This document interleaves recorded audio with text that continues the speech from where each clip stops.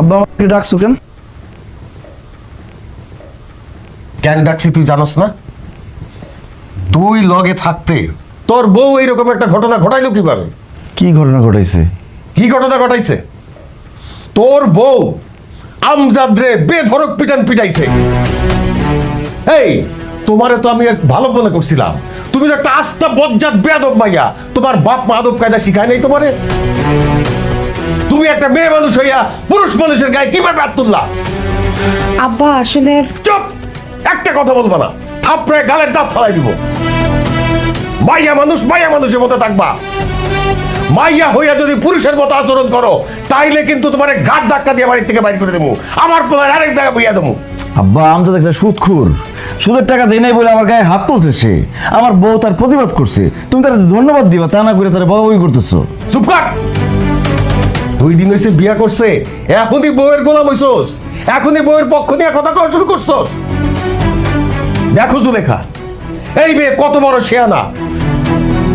2 দিন হয়েছে বিয়া হয়েছে, এখনই আমাকে পোলারে বশ করে ফেলাইছে।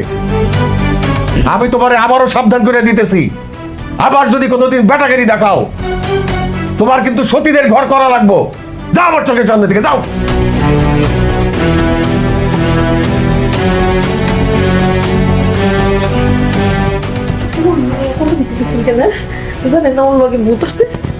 আব্বা আম্মা ঠিক কথাই কইছে, কেমনি ঘুরে ঘুরে তাকাইতেছিল আপনার দিকে। আব্বা ওর ভূত যদি রাগ হয়ে যায় আপনারা কিন্তু খারাপ হবেন না। চুপ থাক।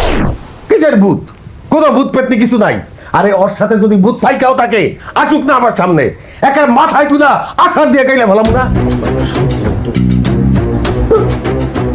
ভূত ভূত ভূত ভূত করতেছে।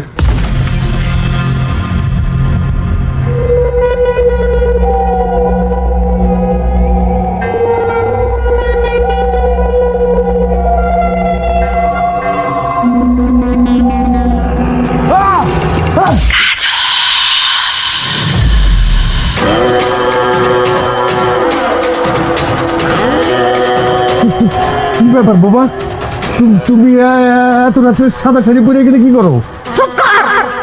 বৌমা না, আমারে মা বল, আমি তোর মা।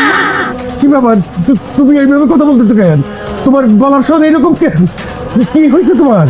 আমার কিছু হয় না, আমার গলার আওয়াজ এমন, আমি এইভাবেই কথা বলবো। বাবা, তার মানে তুমি ভূত? আমারে আব্বা ডাকা ছাড়বি, আমারে আব্বা ডাকা, আমারে মাথা দিলা আসার মারবি, পারলে আমারে দিয়ে আব্বা ডাকা, আমার দিলা আসার